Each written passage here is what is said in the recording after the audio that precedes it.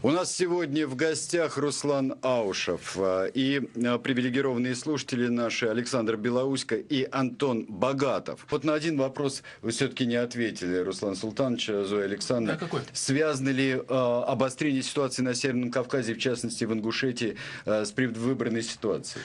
Я думаю, что нет. Вот эта ситуация, которая существует на Северном Кавказе, если вспомним, она уже долго тянется. Она тянется не первый даже месяц, даже не да, первый. но обострение явное. Последние вот вспомните, было обострение какое? Даже 2004 год, когда Назрань полностью боевики захватили, это было полное обострение. Там вообще близко никакой выборной кампании не было. И вот события в этом. Я думаю, что нет. Просто ситуация на Кавказе такая, что надо делать выводы из общей ситуации на Кавказе. Потому что общие подходы, которые там, старые лекалы, которые вытаскивают, вот, и сегодня очередной назначен представитель президента на юг России, и те министры, которые были, они действуют по каким-то старым лекалам. А те процессы, которые происходят на Кавказе, их надо понять, что происходит. Сегодня идет радикализация.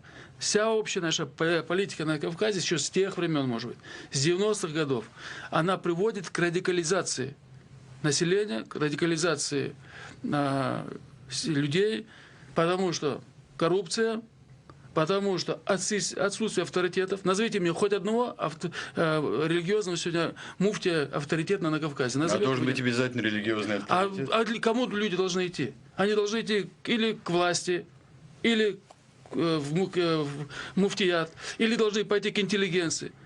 Сколько написано книг за эти 10 лет?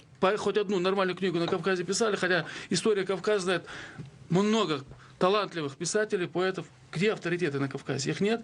И это вакуум заполняется другими силами, более авторитетными, более радикальными, и которые сегодня говорят, вот видите, что происходит на Кавказе.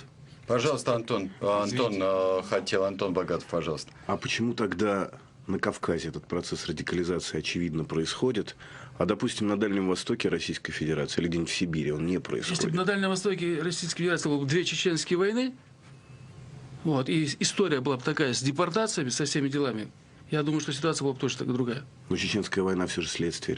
Как следствие? А вы вспомните, что было в Чечне, сколько там эти события, с 91 года мы в Кавказе, извините, кувыркаемся уже 14 лет. А вот как раз про 14 лет, Александр, пожалуйста, но я запомнил. 13 лет. Я запомнил многие годы, еще там есть еще более ранний конфликт, тяжелейший. Вот как раз я об этом хотел сказать, да, пожалуйста, что вот совершенно верно. То, что все-таки эти 2 чеченские кампании и войны, которые происходят на Северном Кавказе, это как раз-таки следствие той самой радикализации населения, более агрессивного настроя населения. Вам так не кажется? А не наоборот. Что вот произошли чеченские вот эти 2 кампании, после чего народ разозлился. Советский Союз разваливал не чеченский народ. Советский Союз разваливали 3 славянских представителя в Белоруссии. И чеченская проблема появилась на развале Советского Союза. Вы меня извините, но чеченская проблема появилась еще, по-моему, в 1944 году. Так в 1944 году появились, и давайте сейчас будем про Западную Украину говорить, давайте будем говорить сейчас про все события, которые у нас были, и поволжских немцев, а это что, тоже радикализация? Это, что называется, из песни слов не выкинешь, и одно следует из другого. Я глубоко убежден, что, конечно, у нас есть свои особенности, и ментальные, и в обычаях, это все есть, и по горячности, это все понятно. Потому что всегда говорил, не посылайте, не садите в оборону, когда мы были в Афганистане. Кавказцев держите, он в разведку посылайте, в спецназы, пусть идут вперед, со своей горячностью там много там наделают чего. А в обороне не могут? В обороне не могут. И их, если вы почитаете историю, да, они окопы их не заставишь копать, потому что они в окопах не могут сидеть. Им только надо впереди действовать и с шашкой наголо. Вопрос в другом совсем. Как используют некоторые политики вот это дело? Я же вам рассказывал вначале. Как можно легко зажечь этот бензин? Его зажигают легко. Понимаешь, что вот тоже события в Грузии, посмотрите, которые были. Тоже горячий народ. Его можно раскрутить, этот народ, так, что они высыпали все. Кстати, как вы, Руслан Султанович, как вы оцениваете вот исход буквально сегодняшних, первый шаг, может быть, в сторону демократизации этих процессов, решение президента Саакашвили? Я считаю, что это ход сильного, уверенного в себе руководителя страны. Молодец, я ему оценку 5 поставил. Вот сегодняшний, да? За то, что он сказал, что выборы переносят и будет проведен референдум по выборам. Молодец, оценка 5. в моих глазах он прям орел. А вам не кажется, у него другого выбора не было? Какой бы ни был выбор, у него был выбор занять оборону, как Гамсахурди сидел там в этом здании против народа. Помните, что Гамсахурди в Тбилиси было? Он пошел вперед и сказал: хорошо, вы выборы требуете, давайте будем выбираться. Парламент, извините, голосуйте, будет. Он выбрал чисто демократическую мирную инициативу. И молодец. Скажите мне, вот сейчас говорили, что Александр, что Антон говорили о таких давних конфликтах, таких свойствах. Одну вещь очень важную, которой, можно считать это межкавказским конфликтом, то, что все продолжается нерешенность вопроса о пригородном районе. Да, еще хотел больше сказать. Ингуши, осетины, вот здесь. Да, вот вы говорите, откуда все радикализм. Но не мы же, понимаете, мы жили на Кавказе испокон веков. То с севера приходили, говорили, что это зона наших интересов, то с юга приходили, зона наших интересов. Мы оказывались между молотом и наковальней. Мы-то за что страдаем? За то, что мы живем в красивых местах. Вся наша проблема, что мы живем в красивых местах. И это история веков. Приходили, подчищали, вычищали и говорили, что вы должны за нас...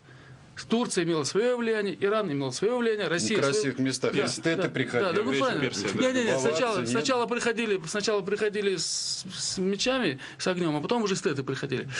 И так далее. Поэтому нас же депортировали. За что? В 1944 году... Вот я об этом и говорил.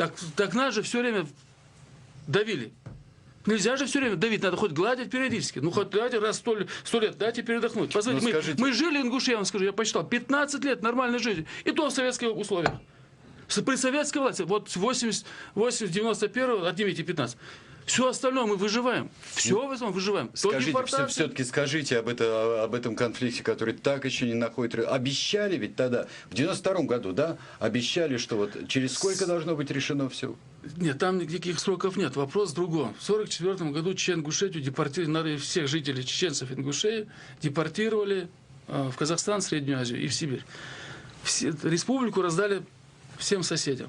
Дагестану передали, Ставрополя, там, по-моему, Грузия и Северная Осетия. Когда нас реабилитировали, сказали, что это был преступный акт, незаконный акт, осудили все это дело. Все вернулось, только кроме пригородного района Северной Осетии. И с тех пор ингуши всегда настаивали: верните наше. Это вопрос не относится, допустим, к взаимоотношениям ингушского и осетинского. Это вопрос федерального центра, который стал правопреемником Советского Союза. Ну а как вернуть? Люди уже живут, они же не виноваты, что... Никто... Сгонять людей? Там же еще большое количество беженцев в этом пригородном районе. Никто не говорит о том, что давайте вот этот дом. Вопрос стоит о том, что когда депортировали, это была собственность. Вот у меня собственность. Вот в этом доме жил мой отец. В этом доме жил дед мой. Рядом стоит могила моего отца, или моего деда, или там моего рода, и все остальное. Как все остальное? Это вопрос уже техники. Никто не говорит, там, осетины, уезжайте. Осетины живут. У нас, кстати, больше браков с осетинами, чем, допустим, с чеченцами или другими народностями. Об этом никто не говорит. Но раз признан акт, яркий пример, Антон, у вас. К вам пришли домой и сказали: молодой человек, вы виноваты, вы враг народа, вас с квартиры выгнали, потом вы сказали: извините, вы не виноваты, вы приезжаете, ваша квартира туда живет. Как вы поступите, как юрист? Предъявлю иск государству. Ну, мы предъявили из государства. Верните нашим. А как мы там дальше? Дайте им дома. И да пусть рядом живут. Или вопрос стоит: рядом живите. Или в этом доме живите. Ну, рядом со своим домом я построю, может быть, свой дом. Или соглашусь с этим делом. Вопрос стоит о том, что никто не говорит: уезжайте. Никто не говорит: давайте смывайтесь отсюда. Вопрос о другом. Сначала признайте это дело и давайте разбираться, как механизм этого решения вопроса. Никто не говорит: все, уезжайте отсюда. Но надо прийти к знаменателю, искать механизм вот этого решения. Руслан Аушев... А на сегодня надо хотя бы дать людям возможность вернуться в свои дома в рамках вот того, что есть. Но уже 15 лет не дают людям возвращаться в свои дома. Ведь есть населенные пункты, куда вообще запрещено заходить. При Конституции, при законности, при диктатуре закона сегодня Российской Федерации. Вот человек идет в свой дом, уже после депортации, его не пускают. Вот как это понять? Дом-то занят. Дома-то нет. Как нет? Он открытый дом? Нет, он не занят. Он пустой, там стоит. Пустой нельзя. Пустой нельзя. О том-то речь, пустой. А потом, если есть беженцы, минуточку, если есть беженцы с другого государства, с той же Грузии, ну возьмите, отдайте им, постройте, дайте им землю, дайте им, постройте им дома, дайте им нормальные, хорошие дома. Земли-то в России хватает. Или на Кавказе, если хотят где-нибудь в другом месте. Но почему именно в мой дом должен кто-то приехать? Добрый день всем гостям передачи, слушателям. Уважаемый Руслан Султанович, я сразу скажу, что я представитель 20% слушателей «Эхо» и как минимум, наверное, большинства населения России, которые не считают кавказцев своими. Вот. Поэтому меня волнует дружба с этносом, называемыми банахами в частности, и в общем со всем Северным Кавказом. И вы, я надеюсь, в какой-то мере можете отвечать от их имени.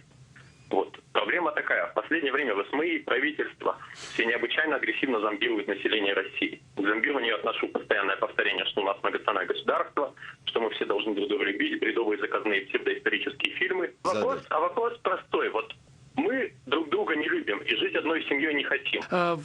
Такие разговоры, я уверен, придут полностью к развалу Российской Федерации. Видел, что вот здесь где-то средства массовой информации официально очень уже о дружбе говорили. Наоборот, я вижу все фильмы, там, «Спецназ», там, «Волкодав», где всегда воюют с Кавказом.